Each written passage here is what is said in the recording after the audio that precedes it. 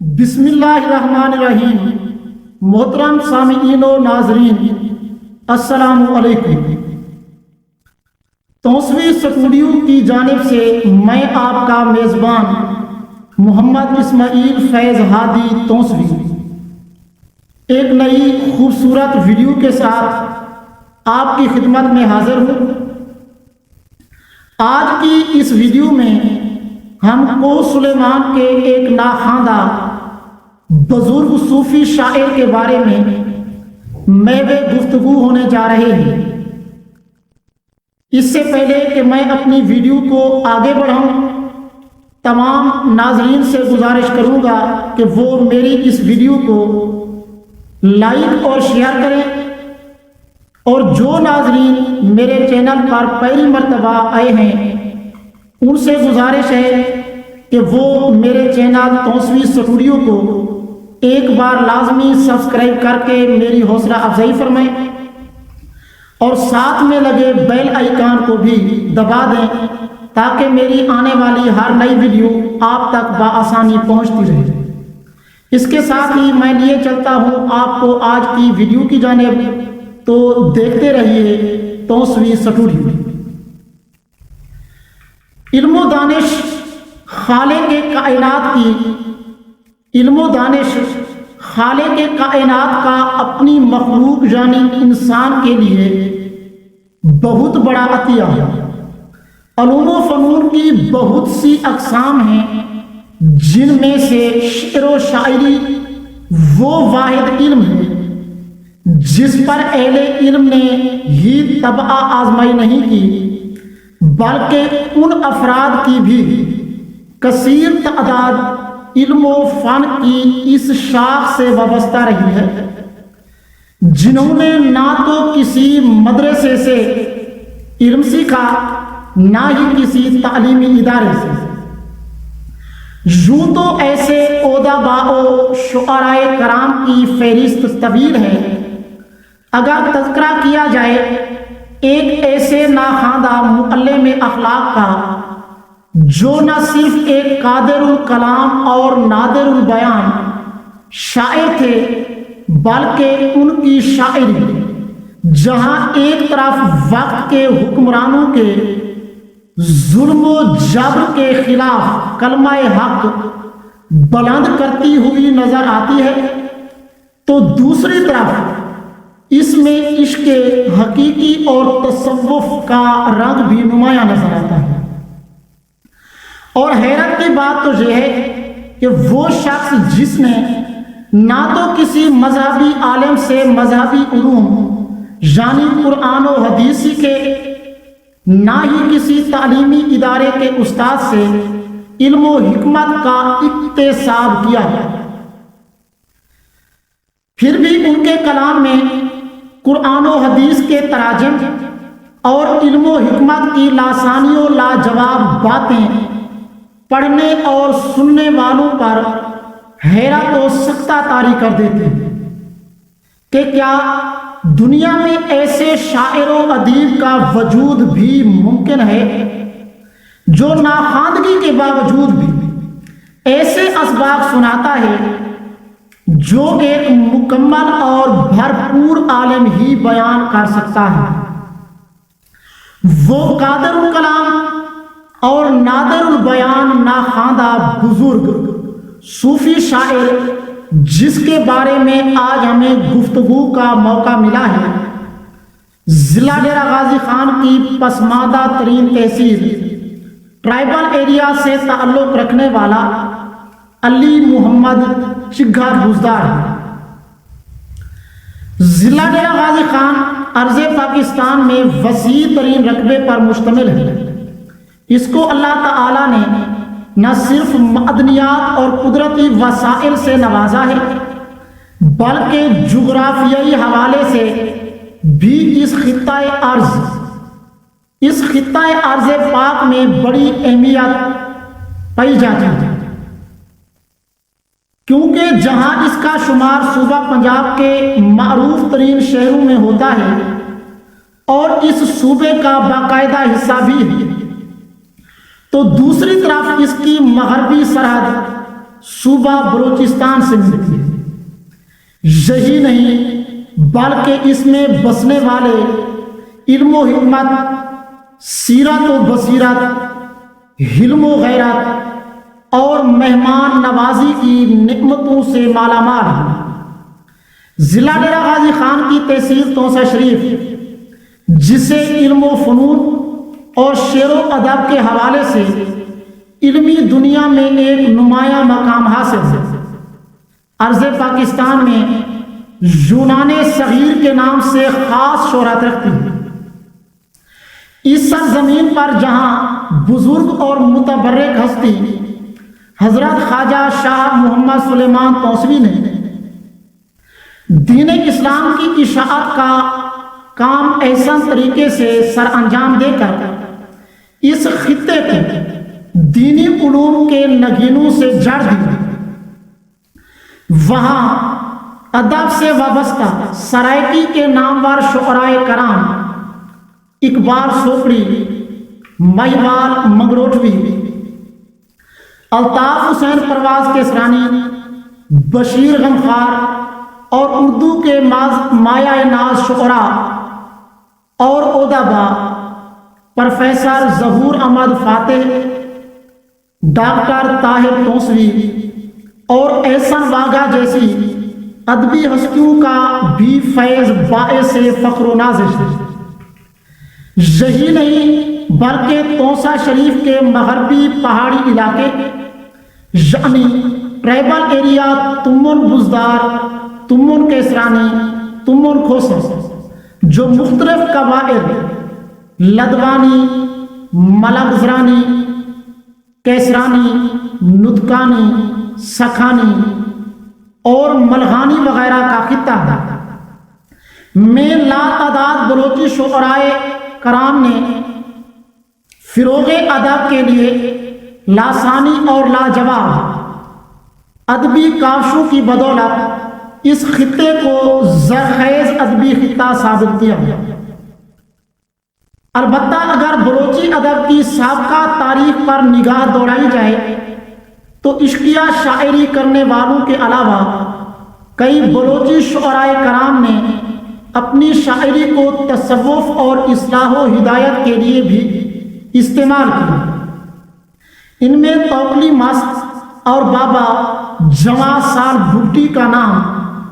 بلوچی تاریخ کی زینت بن چکا ہے، لیکن یہ ایک افسوسناک حقیقت ہے کہ اس دور میں تعلیمی اداروں اور درس و تدریس کی ناپید سرگرمیوں کی وجہ سے ان ناخواندہ یا معمولی پڑھے لکھے بزرگ شعرائے کرام کا کلام یا ان کے کلام کا زیادہ تر حصہ کتابی شکل میں محفوظ نہ ہونے کی وجہ سے ضائع ہو چکا ہے۔ یوں بلوچی ادب ان ادیبوں کی ادبی کاوشوں سے کافی حد تک خالی رہ گیا ہے۔ البتہ ایک پہلو یہ بھی روشن ہے کہ ان بزرگوں کا وہ کلام جو سینہ بسینہ محفوظ رہا اب وہ کتابی صورت میں محفوظ ہو چکا ہے۔ یہی نہیں بلکہ ان کے کلام کا اردو ترجمہ بھی ہو چکا ہے، جو ادب کی ترویج میں ایک اور اضافہ ہے۔ جن بلوچی شعرائے کرام کا بلوچی ترجمہ، ان کے کلام کا بلوچی ترجمہ محفوظ ہو چکا ہے، ان میں بزرگ صوفی شاعر علی محمد چگا بزدار بھی شامل ہیں، جن کی ادبی ہستی پر ہم روشنی ڈالنے کی کوشش کر رہے ہیں۔ بلوچ بزدار قبیلہ کی ذیلی پھلی کھانٹا سے تعلق رکھنے والے علی محمد چگا بزدار کم و بیش 1850 کو علاقہ تمر بزدار تحصیل ٹرائبل ایریا میں پیدا ہوئے۔ موصوف نے 80 برس کی عمر پائی اور 1930 کو جہان فانی سے رخصت ہوئے۔ وہ ایک غریب خاندان کے چشم و چراغ تھے۔ موصوف نے کسی تعلیمی ادارے یا مذہبی مدرسے سے تعلیم حاصل نہیں کی تھی، البتہ زندگی بھر صوم و صلات کے پابند رہے۔ ان کا پیشہ گلا بانی یعنی بکریاں چرانا تھا۔ وہ کچھ کبڑے سے تھے جس کی وجہ سے لوگ انہیں چگھا کہا کرتے تھے۔ ابتدا میں ایک چرواہے کی زبان سے عمدہ شعری شہپارے سن کر لوگوں کو سخت تعجب ہوتا تھا، لیکن بہت جلد انہوں نے اپنے آپ کو منوا لیا۔ موصوف نے زندگی بھر ایک جرأت مندانہ انداز میں وقت کے ظالم حکمرانوں، وڈیروں اور سرداروں کے خلاف کلمہ حق بلند کیا اور اپنی شاعری کو مثبت انداز میں اصلاح و ہدایت کے لیے بھی استعمال کیا۔ موصوف کے کلام میں بے پناہ چاشنی اور جاذبیت کا رنگ نظر آتا ہے۔ ابتدا میں انہوں نے اپنی شاعری میں محبت و پیار کے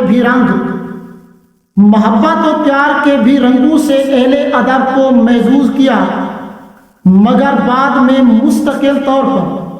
حمد و نعت اور اصلاحی کلام کے ذریعے لوگوں تک حق کا پیغام پہنچانے کی کوشش کرتے ہیں۔ ہر چند کے موصوف پڑھے لکھے نہیں تھے، لیکن موصوف کے کلام حدیث و قرآن کے تراجم اپنے جلوے دکھاتے نظر آتے ہیں، جسے پڑھ کر قاری حضرات حیرت کا اظہار کرتے ہیں کہ اس ناخواندہ معلم اخلاق نے اپنے کلام میں ایسے اسباب اور پیغامات کیسے سنے جو کسی مکمل اور بھرپور عالم سے واعظ کے دوران سنے جا سکتے ہیں۔ اس ناخواندگی کے باوجود ایسی حیران کن شاعری کا جواب ان کے علاقے کے باسیوں اور خود ان کی شاعری کے چند حصوں میں سے اس طرح روایت کیا جاتا ہے کہ علی محمد چگھا بزدار کی شاعری اللہ تعالیٰ کے عظیم بندے حضرت خضر علیہ السلام کا عطیہ ہے۔ موصوف کے کلام کا بغور جائزہ لینے اور کوہ سلیمان کے باسیوں کی بیان کردہ روایات پر بھرپور تحقیق کے بعد توسہ شریف کے معروف اردو ادیب ابو البیان شاعر ہفت زبان جناب پروفیسر ظہور احمد فاتح صاحب نے ان کی یوں تصدیق کی: تیرا کہنا کہ میری رہنمائی خضر کرتے ہیں، تیرا کہنا کہ میری رہنمائی خضر کرتے ہیں، کرینے صدق لگتا ہے تیرے فن کے تناظر سے۔ حکیمانہ ہے کتنے شاعر امی کے شاہکارے، سراہیں گے صدا اہل خرد عجب و تحیر سے۔ موصوف علی محمد چگھا بزدار بلوچی علاقے کے اس دور کے شاعر و ادیب ہیں جب ان علاقوں میں تعلیمی سہولیات ناپید تھیں، لہذا ناخواندگی کے باعث اپنی تخلیقات کو کسی ذریعہ سے محفوظ نہ کر سکے۔ تاہم ان کا کلام شعر اور ڈیہی کی صورت میں زباں زد عام رہا اور سینہ بسینہ آگے سفر کرتا رہا۔ اگرچہ ان کے دار فانی سے رحلت فرمانے کے بعد ان کا کچھ کلام ضائع ہو چکا تھا، تاہم بہت سے ادب دوستوں کو ان کا کلام زبانی جاتا جو اس سے محافل کو زینت بخشتے رہتے تھے، جن میں ان سے عقیدت رکھنے والی ادبی شخصیت اور کو سلیمان کے بلوچ انقلابی شاعر غلام فرید خان ندوانی بزدار کا نام بھی قابل ذکر ہے۔ ان سے ان کے فرزند اور ادبی سپوت معروف بلوچی شاعر غلام قادر خان بزدار بلوچ نے وہ کلام حاصل کیا اور اسے کلام چگھا کے نام سے کتابی شکل دے ڈالا۔ لطف کی بات یہ ہے کہ اس کتاب میں علی محمد چگھا بزدار کے بلوچی کلام کا اردو ترجمہ نثری زبان میں کیا ہے تاکہ بلوچی زبان کو نہ سمجھنے والے لوگ بھی اس سے استفادہ کر سکیں۔ قابل عظیم پروفیسر واحد بزدار بھی چگھا گفتار کے نام سے اس نوعیت کی ایک کتاب لکھ چکے تھے۔ غلام قادر خان بزدار بلوچ جو علی محمد چگھا بزدار کے انتہائی قدردان ہیں نے سوچا کہ اس عظیم بلوچی شاعر کے کلام کو منظوم اردو ترجمے سے بھی آراستہ کرنا چاہیے۔ اس سلسلے میں ان کی نگاہ شاعر ہاتھ زبان ابو البیان نازش ارباب ادب جناب پروفیسر ظہور احمد فاتح پر مرکوز ہو گئی۔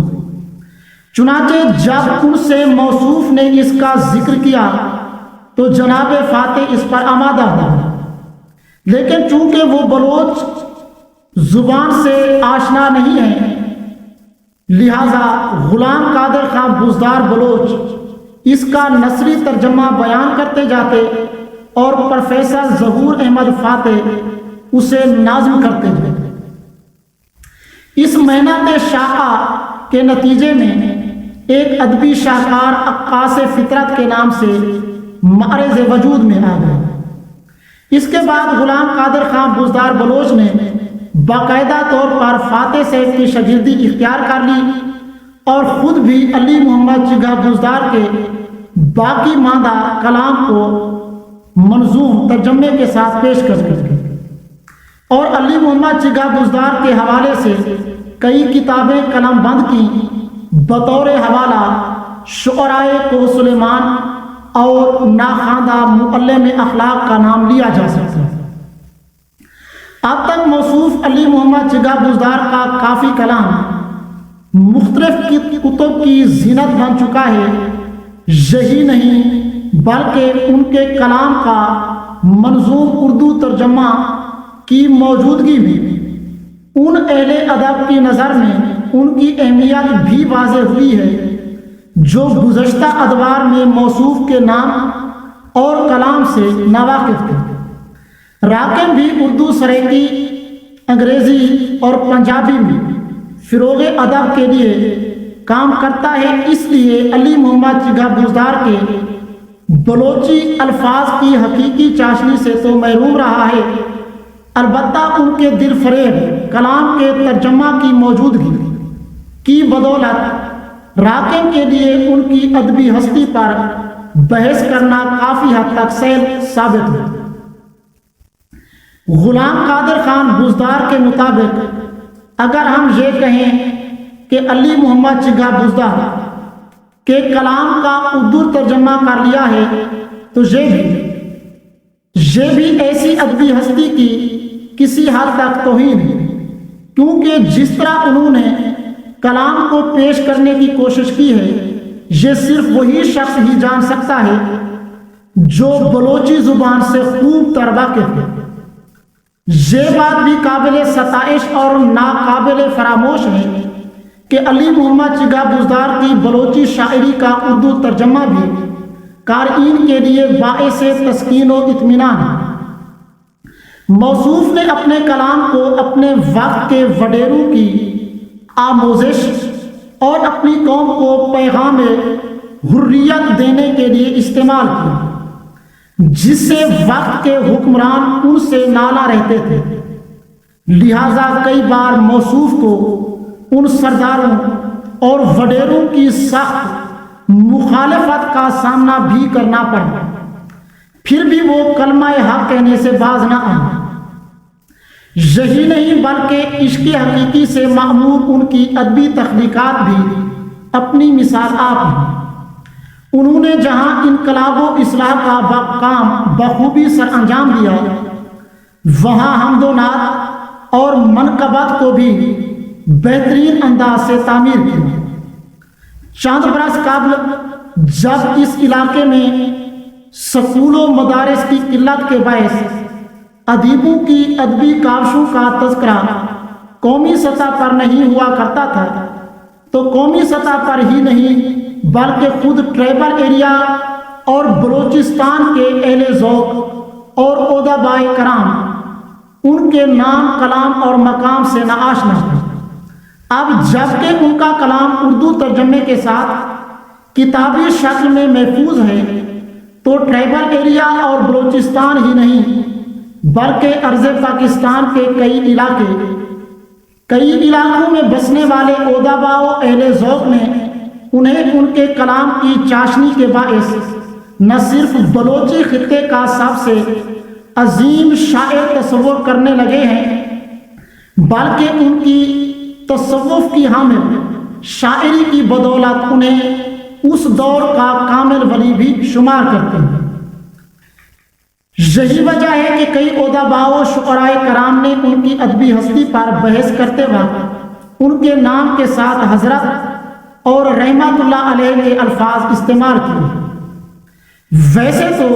اس ہستی کے بارے میں گفتگو کرتے ہوئے الفاظ کا سارا خزینہ لٹا دینے کو جی چاہتا ہے۔ اس موضوع پر مزید طوالت کہیں قارئین کے لیے یا ناظرین کے لیے اس موضوع کو سمجھنے میں دشواری کا باعث نہ بنے۔ اپنے موضوع کو سمیٹتے ہوئے اور موصوف کا نمونہ کلام اپنے ناظرین تک پہنچانے کی کوشش کروں گا۔ دعا ہے کہ اللہ موصوف کو قبر و جنت کی ان تمام نعمتوں کا اہل بنائے جس کا ایک پکا سچا مسلمان استحقاق رکھتا ہے۔ وہ فرماتے ہیں، اصل میں تخلیق عالم کا محرک پیار تھا، اصل میں تخلیق عالم کا محرک پیار تھا، خلق آدم عذر تھا، مطلوب خلق جار تھا، ہے حدیثوں سے لیا میں نے یہ انداز مقام، ہے حدیثوں سے لیا میں نے یہ انداز مقام، الفت محبوب میں بخشا جہاں کو یہ جمال، تیرے جلوے ہر کہیں ہیں تو ہے نظروں سے نہاں، تیرے جلوے ہر کہیں ہیں تو ہے نظروں سے نہاں، دل سے ایک بالشت پر ہے تیری قربت کا مقام، دل سے ایک بالشت پر ہے تیری قربت کا مقام۔ اور ان کا ایک انقلابی شعر جو ہمیشہ میری زبان پر موجود رہتا ہے اور بلوچ نوجوانوں کو سناتا رہتا ہوں، وہ فرماتے ہیں، ایک جواں ایسا نہیں جو صاحب اوصاف ہو، ایک جواں ایسا نہیں جو صاحب اوصاف ہو، ابر بے باراں سے بہتر ہے کہ مطلع صاف ہو، اپنے ریوڑ کے لیے مالک ہے گرگے بے امان، اپنے ریوڑ کے لیے مالک ہے گرگے بے امان، خود محافظ کر رہا ہے اپنے خرمت کا زیاں، خود محافظ کر رہا ہے اپنے خرمن کا زیاں، بے حمیت امتحان کا اہل ہو سکتا نہیں، بے حمیت امتحان کا اہل ہو سکتا نہیں، اہل ہمت آزمائش میں کبھی تھکتا نہیں، عام ہے قرآن کی قسموں کا لوگوں میں رواج، عام ہے قرآن کی قسموں کا لوگوں میں رواج، ان کو بے وقعت سمجھ بیٹھا ہے یہ ظالم سماج، عام ہے قرآن کی قسموں کا لوگوں میں رواج، اس کو بے وقعت سمجھ بیٹھا ہے یہ ظالم سماج، جو گزرتا ہے جوان مردی کی مشکل راہ سے، جو گزرتا ہے جو گزرتا ہے جوان مردی کی مشکل راہ سے، مرتبہ ہوتا ہے اونچا اس کا مہر و ماہ سے۔ جی تو ناظرین، امید ہے کہ آپ کو ہماری آج کی یہ ویڈیو پسند آئی ہوگی۔ اجازت چاہنے سے پہلے ایک بار پھر تمام ناظرین سے گزارش کروں گا کہ وہ ہماری اس ویڈیو کو لائک اور شیئر کریں، اور جو احباب پہلی مرتبہ ہمارے چینل پر آئے ہیں ان سے التماس ہے کہ وہ ہمارے چینل کو سبسکرائب کر کے ہماری حوصلہ افزائی فرمائیں، تاکہ ہم اس طرح کی مزید خوبصورت ویڈیوز آپ کی خدمت میں پیش کرتے رہیں، اور ساتھ میں لگے بیل آئیکن کو بھی دبا دیں تاکہ ہماری آنے والی ہر نئی ویڈیو آپ تک بآسانی پہنچتی رہے۔ اس کے ساتھ ہی اجازت چاہوں گا۔ اللہ نگہبان، پاکستان زندہ باد۔